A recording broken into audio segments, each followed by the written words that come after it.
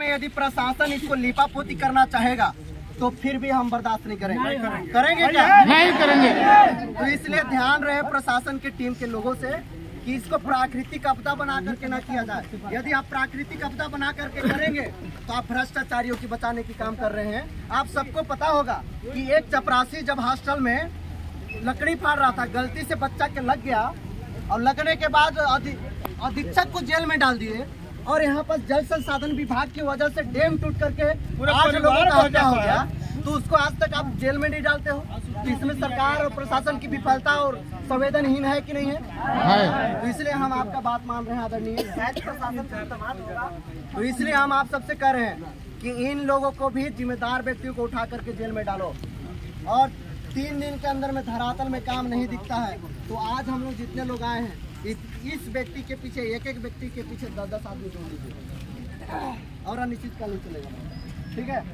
तो इसलिए आप सबसे हम निवेदन कर रहे हैं, मीडिया के माध्यम से प्रशासनिक अबला भी आई है, आप सबसे भी हम निवेदन कर रहे हैं। 1 मिनट, जो नहीं मिला है उनके लिए क्या? एक बच्ची बस नहीं मिली है और हाँ उसके लिए भी हम कर रहे हैं महोदय, इसके लिए पूरी एड़ी चोटी लगाइए। उसके लिए भी मैं एक हमारी तरफ से पूरा प्रयास करूँगा।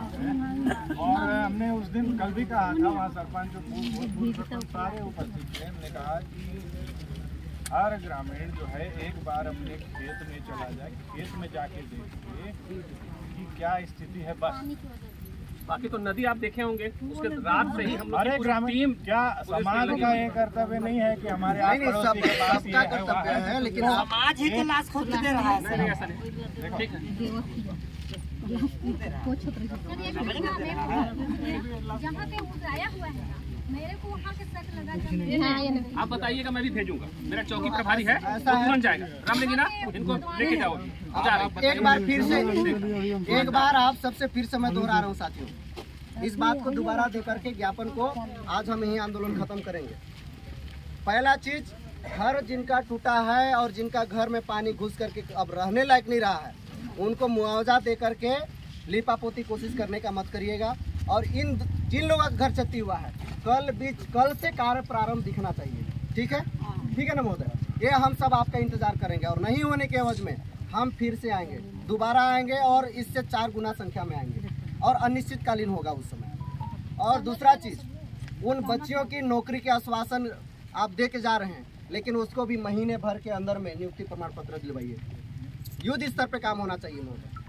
और उसके साथ में जो संबंधित दोषी कर्मचारी हैं, इसके लिए युद्ध स्तर पे जांच होना चाहिए और तत्काल कार्रवाई होना चाहिए। उन लोगों को बहुत शिथिलता चल रहा है, भ्रष्टाचारियों को बचाने का प्रयास किया जा रहा है, शासन के द्वारा भी प्रशासन के द्वारा भी। पूरी संवेदनहीन है प्रशासन भी और सरकार भी। तो हमें इसलिए कह रहे हैं कि इसमें भी इसी महीने के अंदर में सबको जेल में डालो जो भी दोषी। और आप सबसे ये कह रहे हैं, और जिन लोगों का मुआवजा राशि 5 लाख 4 लाख देने का प्रावधान कर रहे हैं, उनको 50 लाख मुआवजा के लिए हम लोगों ने मांग रखा है। इसमें 50 लाख नहीं मिलने की स्थिति में फिर भी आपके पास 15 दिन 1 महीना का समय हम दे रहे हैं, है ना? 1 महीना का दे रहे हैं और नहीं होने की स्थिति में फिर इसी जगह हम आएंगे महोदय, मामला ठंडा नहीं होगा। ठीक है महोदय? इतने करके हम लोग आज का आंदोलन खत्म किया जाए, तैयार रहेंगे ना?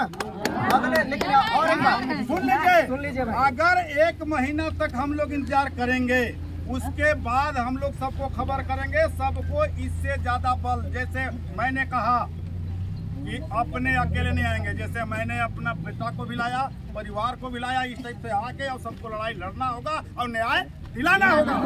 और इस बात को भी याद रखिएगा, जो अभी तत्कालिक काम है कल हो सकता है, परसों हो सकता है, मुख्यमंत्री आ जाए तो रोड भर आ जाएगा, उनके लिए अस्थायी रहने का घर बन जाएगा।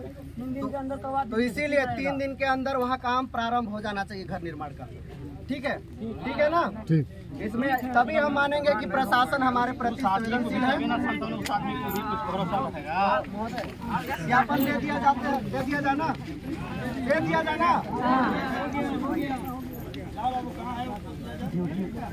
क्या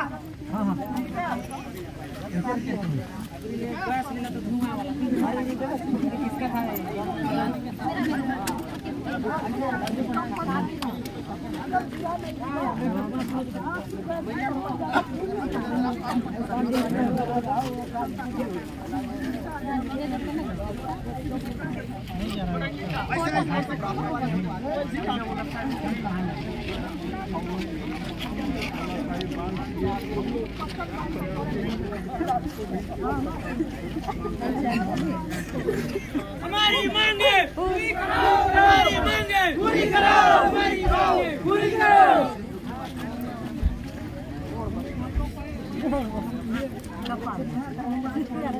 ये काम में करे, ये काम में करे, तो भाई ये काम में गोड़ नहीं बना है।